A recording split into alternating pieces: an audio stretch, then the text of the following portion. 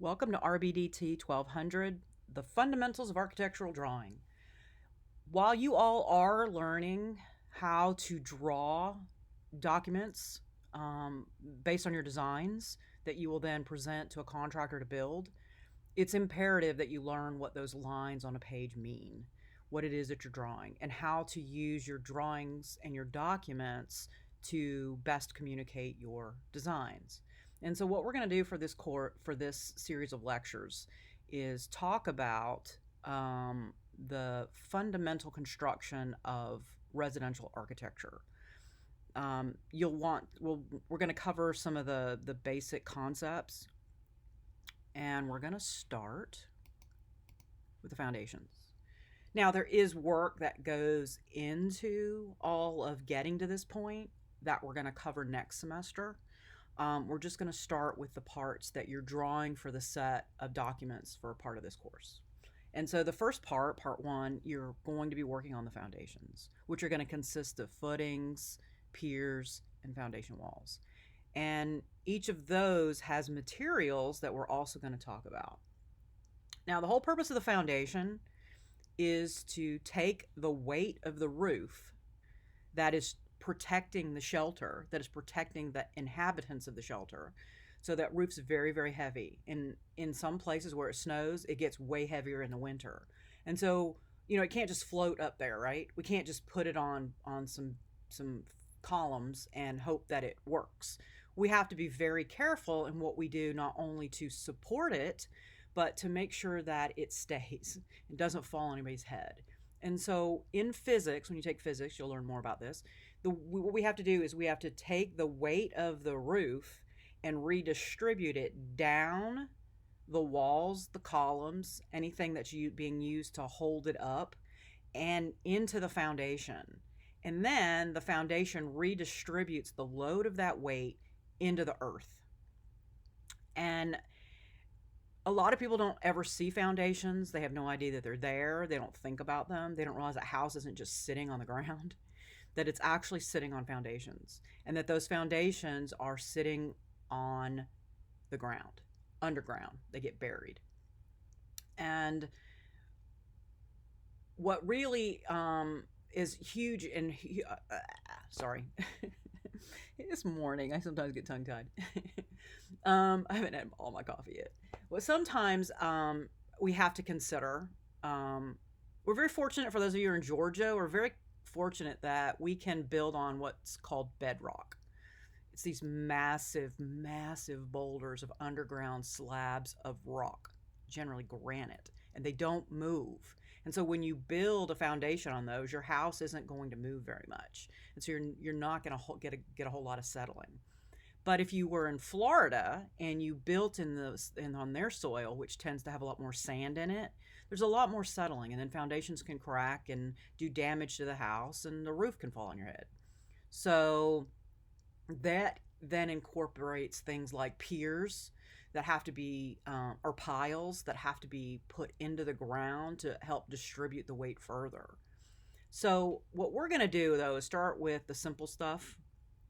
And then as you all grow in this field, you'll learn more and more about localized support systems to help make foundations stronger.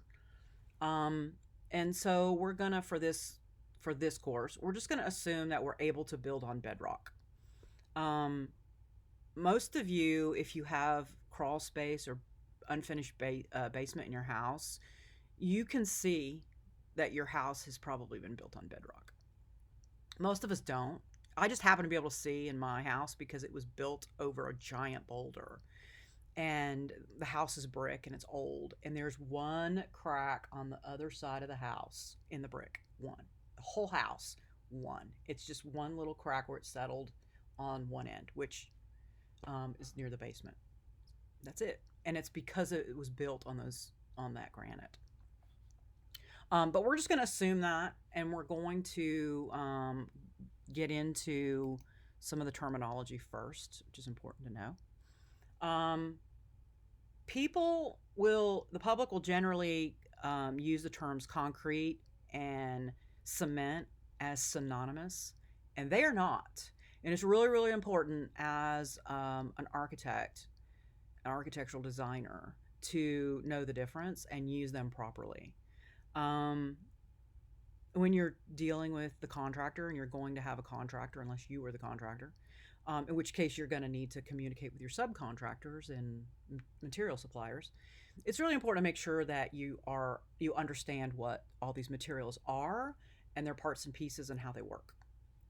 And so concrete is actually a byproduct of multiple components.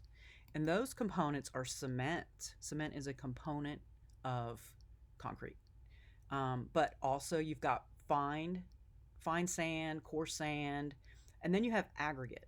And those three come together to make concrete with water. And sometimes in some places there are things called admixtures that need to be added to concrete.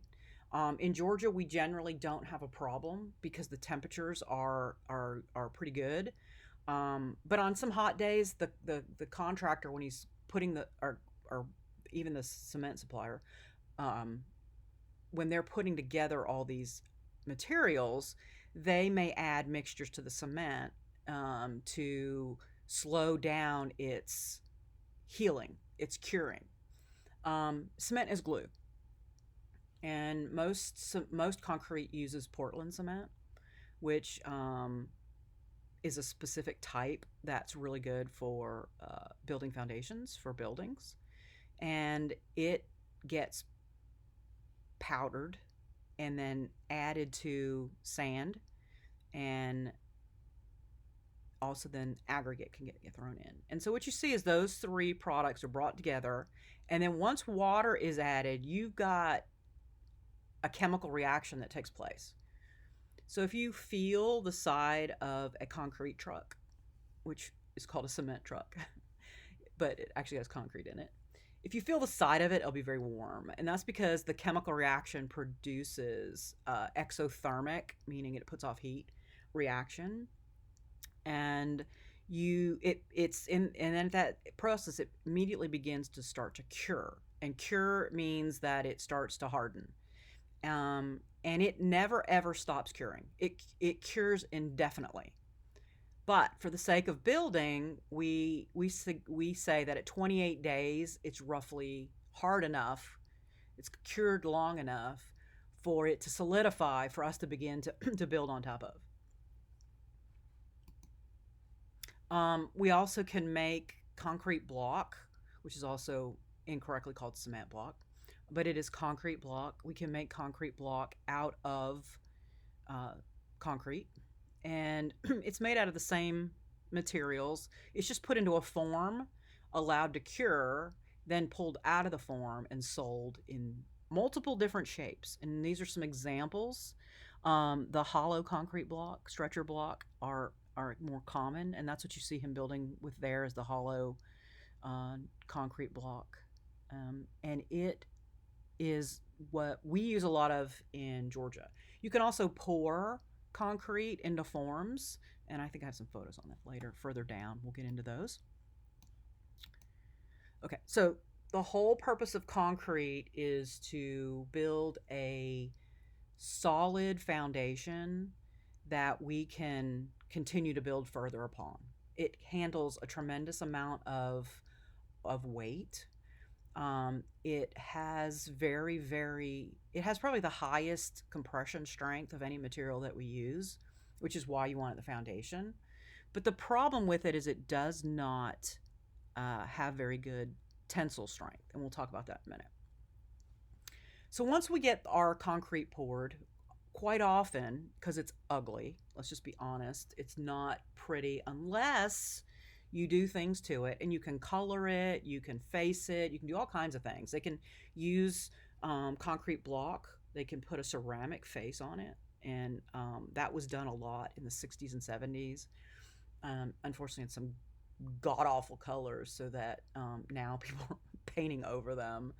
But brick is another way to add another layer of insulation to a structure, and also to hide your concrete.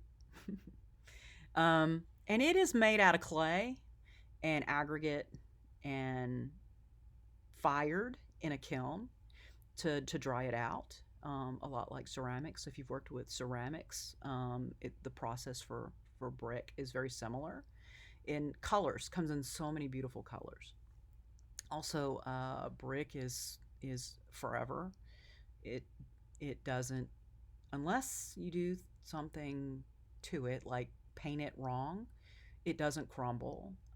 It lasts for hundreds of years. I mean, there are still brick buildings that are several hundred years old that are still standing. So brick is a very durable product. Needless to say, it's more expensive.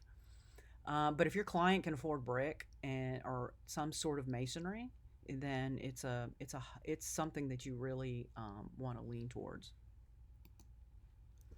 Silicate sand is the sand that we use in construction. We can't just go to the specific any location there's sand and exhume it. We have to specifically use silicate sand. And the reason for using silicate sand is because you can see over here in the onto the left-hand side that it's rough. It's like little teeny tiny boulders. It's got these rough faces. And it needs to have those rough faces when we're using it in concrete and in our mortar and other applications. When we're using it, it needs to be able to lock. And so we have a big problem. I remember when I first read that we were running out of silicate sand in the world, that I was like, what? That doesn't make sense. How are we running out of sand? But we are. And you see the photo on the right is where it's being mined. But we are, because it's used so widely. And it's also inexpensive. It's a very inexpensive product. It's very naturally available. But we have used so much of it over the years that it is now um, running out. And so there are, of course, a lot of companies that are doing research to look into replacements. Okay, and so those are kind of some of the basic components of the foundation, the materials, their components, and why we use them and how we use them. And so in the next video, we're going to start to talk about the actual building process.